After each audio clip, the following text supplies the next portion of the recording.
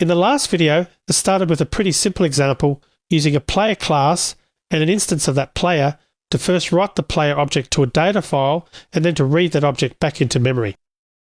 How that object is structured in the output data is part of Java's internals, so I don't have to worry about implementing a specific format for writing or reading. I can have my class implement the serializable interface and then use read object and write object with object streams, and it all works. Well, that's only part of the truth. There are some things that are important to understand and consider if you're going to use Java's serialization. I've got the data streams project open from the last video, and I want to look again at the player class. It has 3 fields, a name, a top score, and a list of weapons. When we serialized an instance of this class, all 3 fields were serialized, including the array list of weapons. That's because the ArrayList class itself implements serializable. Now let's say I'm a developer making improvements to the game and I've provided a lot more ways for my player to score points. This means I need to change my top score to be a long to accommodate much higher scores, so I'll make that change. I'll change the field's type to long from int. I'll also change my constructor's second parameter to be a long instead of an int. Now, imagine that Tim's data was stored on file previously, which we actually did do in the last video. Now this player's coming back to play again, but we've since updated our application in the interim. I'll set this scenario up in my main method. I'll comment out the first 3 statements since that code's not relevant to this discussion. I'll also comment out the code that writes out the Tim instance to an object output stream. This code would most likely be called when Tim exits the game session or at intervals during the play. It wouldn't be back to back with a read object call like I had it here. If I run this code at this point, I get a runtime exception,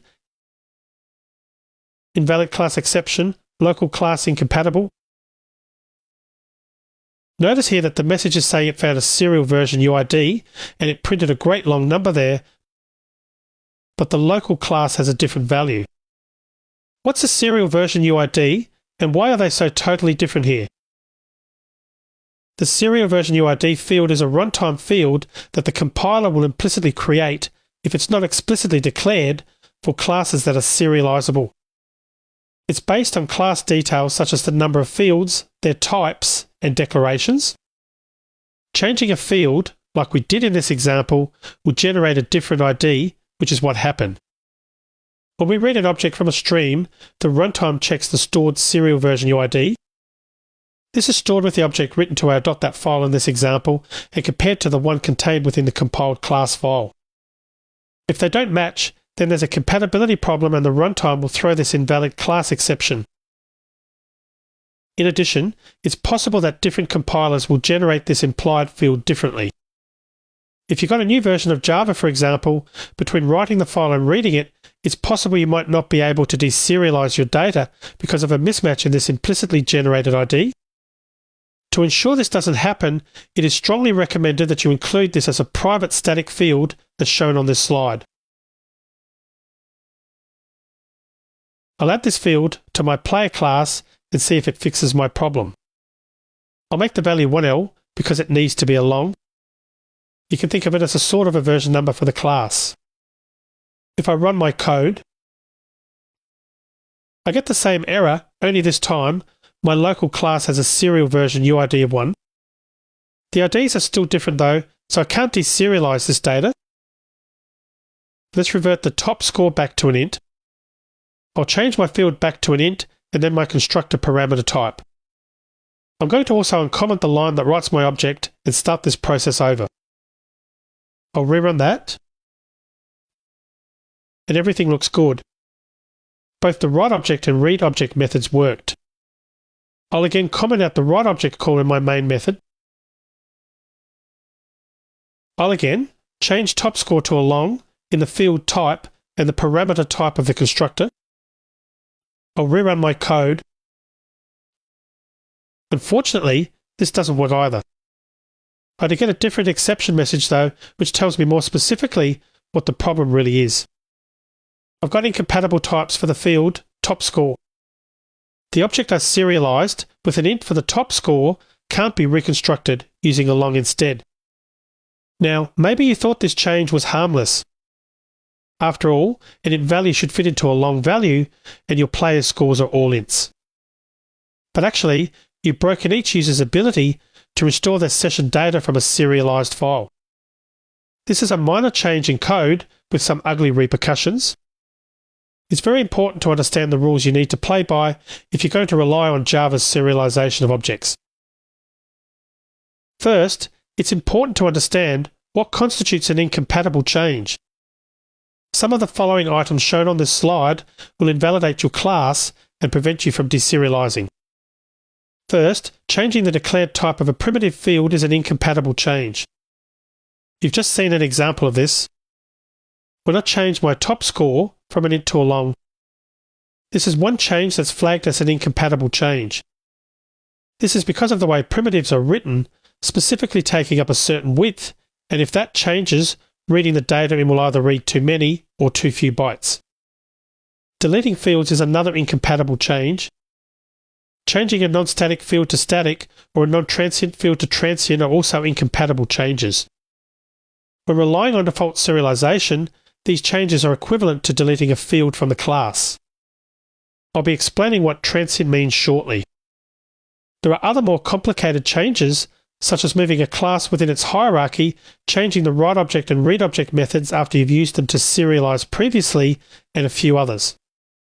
For the full documentation on incompatible changes, you can visit the link shown here. The good news is that not all changes you make to your class are going to invalidate the serialization process. Some changes are compatible changes and won't cause an invalid class exception on deserialization of an earlier version of the class. These include adding fields. When the class being reconstituted has a field that isn't on the stream, that field in the object gets initialized to the default value for its type.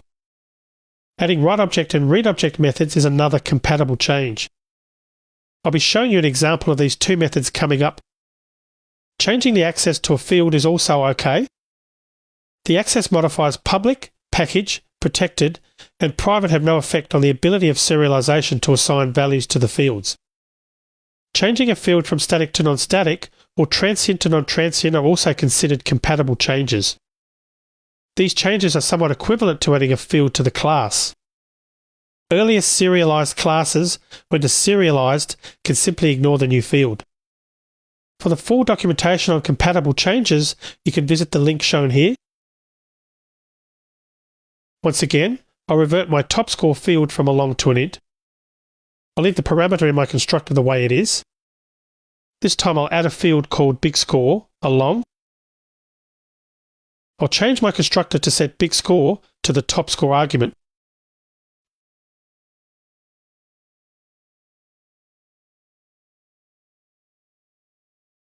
I'll run this. The good news is that this code ran without any exceptions, but look at the output. The reconstituted Tim has a big score of 0. There's a lot going on here truthfully, so let's unpack this. First, adding a field doesn't break the deserialization code. That's a bit of good news. Maybe you thought, because you had a constructor that fit the bill for either a long or an int, such that the deserialization code would call this constructor. Actually, the deserialization code doesn't call the constructor at all, any constructor, on the class that's been serialized. This means, if you've got code in the constructor to pass your top score to the new field, big score, this isn't going to happen when the object is reconstituted. Your new field won't break the deserialization process, but it won't get populated by anything but the default value, which in this case is 0. Next, let's make another change. This time, I'm going to change my list from an array list to a linked list. I'll run this code again. This code runs without any exceptions.